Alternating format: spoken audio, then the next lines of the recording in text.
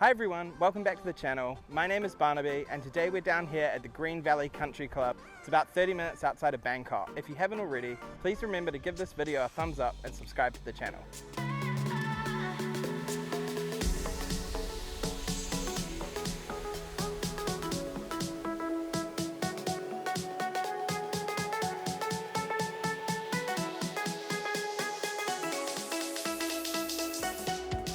Golf is hard. Now, I'll be the first to admit I had no intention of making this video. But the simple fact is, the things you're about to see did happen. So rather than scrap the footage, get embarrassed about putting this on YouTube, I thought, why not take you through what happened, where I made mistakes, what I could have done to fix them. If you hang around long enough, you'll also see how I managed to turn around one of the worst rounds I've had since I started playing and finish up with one of the better finishes I've ever had. Now, I'm not going to lie to you, I didn't end up with the best score at the end, but I did manage to go from wanting to walk off the golf course hanging my head in shame to finishing with my head up high and being happy with what I've achieved. Through some positive talk with the people around me, some perseverance and some clever shot making decisions, I managed to salvage a terrible day and turn it into something that I'm proud of.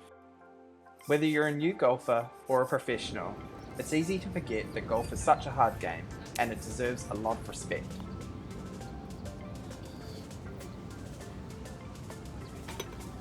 It's here on the seemingly innocuous par 3 that we learn our first lesson. Know your game on the day so you don't make the same mistake twice, or in my case, 4 times in a row.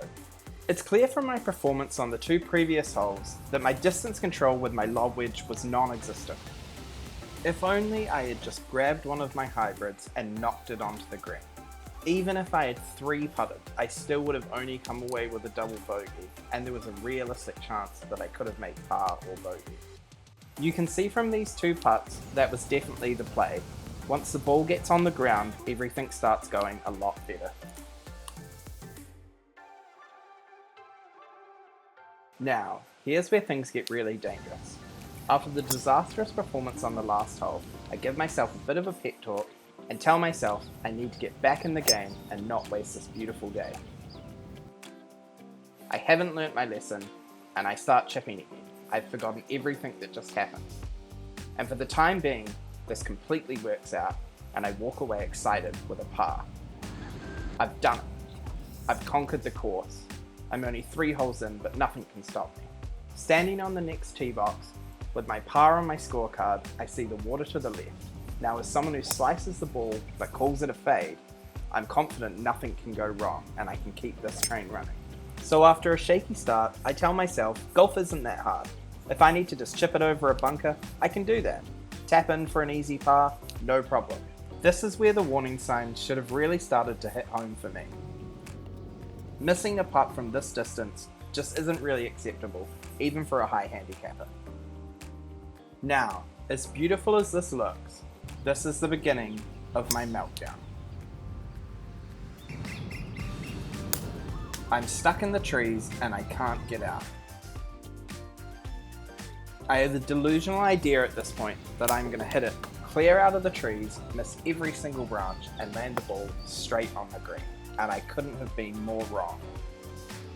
I ended up hacking my way into this bunker and smashing it out to the other side of the green.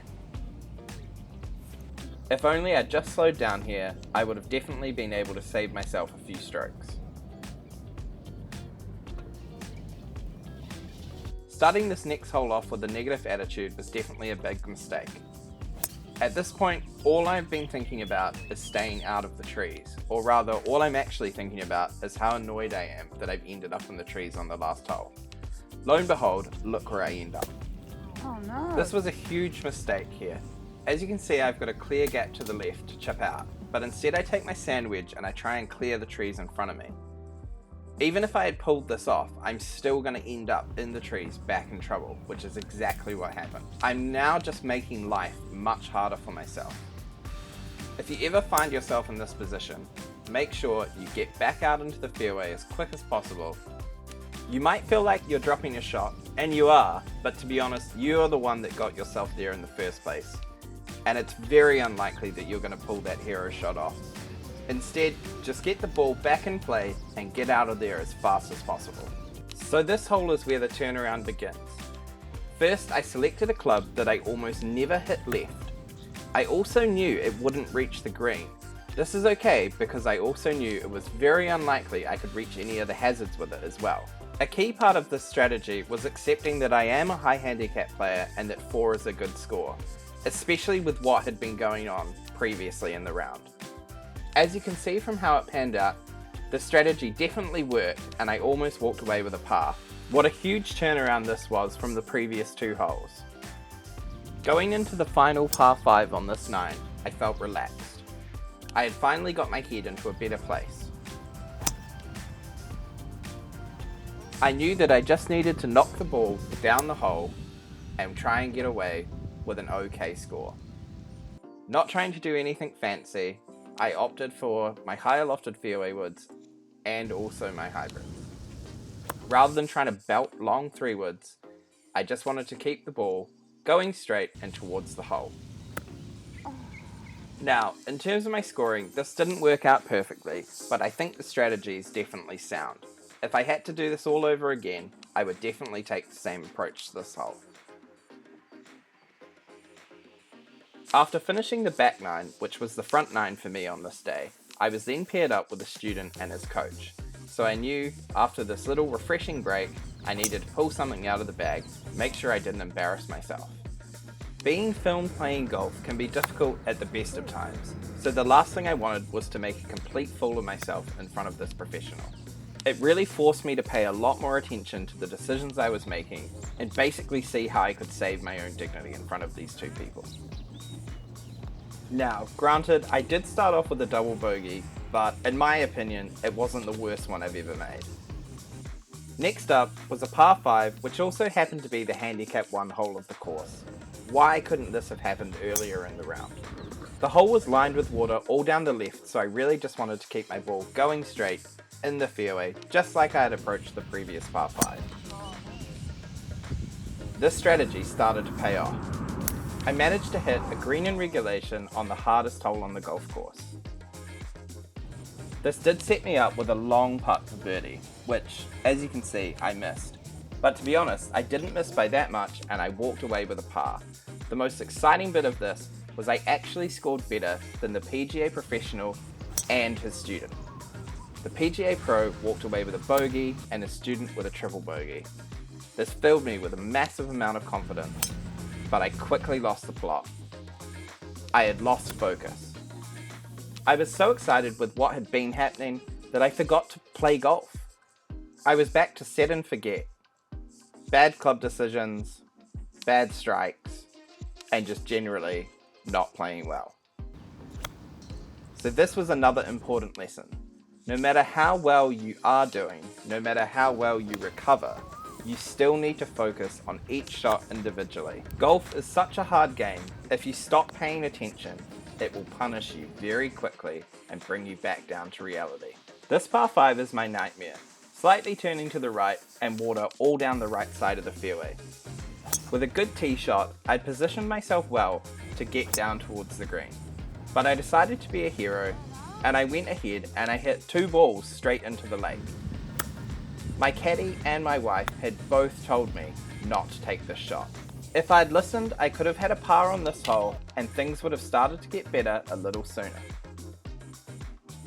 Finally, we're at the tipping point. With this par 3, there was water all up the right, but I was confident with my club selection that I wouldn't slice the ball too much and end up risking being in the water. And this paid off. I came up a little short from the green, but with a good chip, I got myself into a scoring position. I had a very short putt for par, which I made. Only just, but I did make it. For the next hole, I took my 3-wood, confidently knowing I couldn't reach the bunker. This paid off, I landed just short of it, managed to get my hybrid over the bunker and onto the green again for another scoring opportunity. This was my second birdie attempt in 7 holes.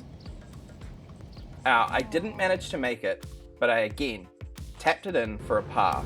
That's 2 back-to-back pars and 3 pars over the last 7 holes. If I hadn't tried to carry the water on the par 5, I'd have probably been looking at 3 in a row and 4 over 7 holes.